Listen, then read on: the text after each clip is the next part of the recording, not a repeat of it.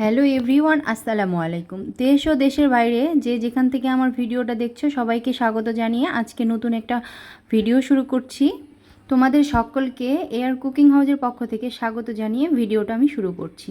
তো এখানে আমি একটা দেশি মুরগি নিয়েছি। তো দেশি মোরগটা আমি ভালো করে ধুয়ে কেটে নিয়েছি। কেটে নেওয়ার পরে আমি এখানে প্যানে দিয়ে দিলাম, আর এখানে পেঁয়াজ কুচি দিয়ে দিলাম, আর এখানে আমি গরম মশলা, তেজপাতা আর দারুচিনি দিয়ে দিলাম, আর আদা রসুন বাটা দিয়ে দিলাম 1 চামচ করে। আর এখানে আমি শুকনো মরিচের গুঁড়া 1 চামচ, হলুদ গুঁড়া 1 চামচ, আর গরম মশলা গুঁড়া আর ধনিয়া গুঁড়া 1 চামচ করে দিয়ে দিলাম। আর এখানে আমি পরিমাণ মতো লবণ দিয়ে দিলাম, আর তেল দিয়ে দিলাম এখানে আমি 4 টেবিল চামচ। তো এইটা আমি ভালোভাবে উপকরণটা ভালোভাবে মেখে এভাবে আমি 30 মিনিটের জন্য রেখে দিব। তো এইভাবে মুরগির মাংস রান্না করলে এটা অনেক টেস্টি হয় আর অনেক স্বাদ হয়। তো দেশি মোরগ এভাবে রান্না করলে কিন্তু ভালো লাগে। তো 30 মিনিট হয়ে গিয়েছে। আমি একটা প্যানে এখানে গরম তেল দিয়ে দিলাম।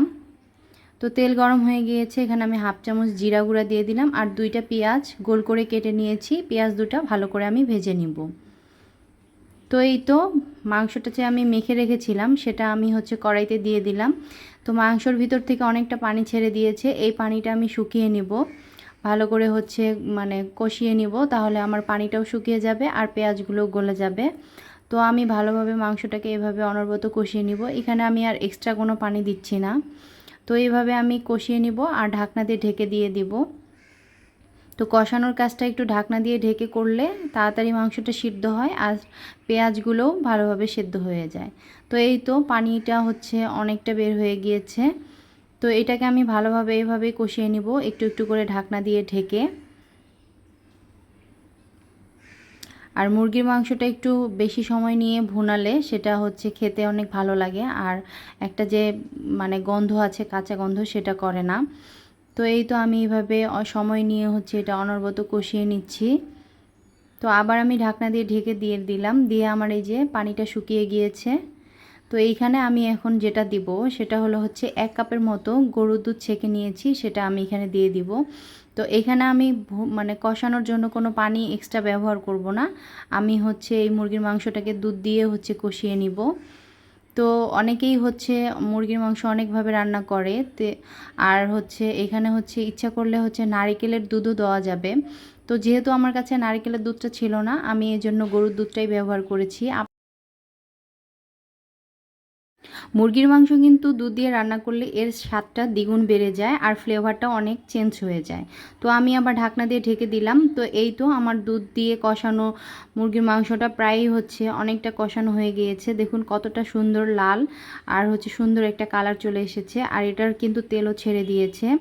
তো এটার যে কষানোর সময় একটা খুব সুন্দর ঘ্রাণ, সেটা খুব সুন্দর একটা ঘ্রাণ বের হয়েছিল। তো এইটা কষানো হয়ে গিয়েছে। এখানে এখন আমি সেদ্ধর জন্য পানি দিয়ে দিলাম, আর এটাই আমার সেদ্ধর পানি, আর এটাই হবে আমার মাংসের ঝোলের পানি। তো আমি এখানে পরিমাণ মতো পানি দিয়ে দিলাম, দিয়ে আমি ঢাকনা দিয়ে ঢেকে রেখে দিব।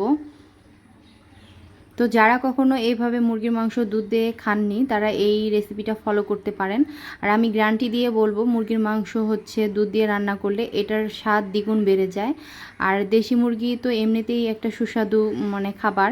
তো এখানে আবার দুধ দিয়ে রান্না করলে এটার স্বাদ আবার দ্বিগুণ বেড়ে যায়। তো এইটার স্বাদ আরেকটু দ্বিগুণ বাড়ানোর জন্য আমি এখানে 4টে কাঁচামরিচ একটু চিড়ে নিয়েছি। তো আমি এগুলো দিয়ে দিলাম। নামানোর আগে এই কাঁচামরিচগুলো দিলে তরকারিটার একটা সুন্দর ফ্লেভার আসবে। তো আমি আবার ঢাকনা দিয়ে ঢেকে নিয়েছি। তো এই তো আমার ফাইনাল লুকটা, মাংসটা প্রায় রান্না হয়ে গিয়েছে। খেতে মাশাআল্লাহ অনেক টেস্ট হয়েছিল। তো আমার ভিডিওটা যে যেখান থেকে দেখছে অবশ্যই আমার চ্যানেলটা সাবস্ক্রাইব করে রাখবে যদি আমার ইউটিউব চ্যানেল থেকে দেখে থাকো। আর যারা আমার পেজ থেকে দেখে থাকছো তারা অবশ্যই আমার পেজটা ফলো দিয়ে রাখবে নতুন নতুন ভিডিও পাওয়ার জন্য। তো দেখতেই পাচ্ছ বন্ধুরা কত সুন্দর একটা কালার এসেছে আর কত সুন্দর লোভনীয় হয়েছিল। মাশাআল্লাহ খেতেও অনেক টেস্ট হয়েছিল। তোমাদের কাছে যদি ভালো লেগে থাকে অবশ্যই তোমরা এভাবে রান্না করে খেতে পারো। আর যদি রেসিপিটা ভালো লেগে থাকে প্লিজ একটা লাইক কমেন্ট শেয়ার করে দিও। আর ভিডিও বানা থেকে শুরু করে ভিডিও এডিট করা থেকে শুরু করে সব কিছুর পেছনে খুব একটা কষ্ট রয়েছে। প্লিজ বন্ধুরা তোমরা পুরো ভিডিওটা দেখার চেষ্টা করো, পাশে থাকার চেষ্টা করো। আমি আমার সব বন্ধুদের ভিডিওগুলো দেখার চেষ্টা করি। তো আমার ভিডিওগুলো যদি তোমাদের ভালো লাগে অবশ্যই তোমরা আমার চ্যানেলটা, আমার পেজটা ফলো দিয়ে রাখবে। আবারও বললাম আমি। তো আজকের মতো এখানে বিদায় নিচ্ছি। আল্লাহ হাফেজ, আসসালামু আলাইকুম। ভালো থাকবে সবাই।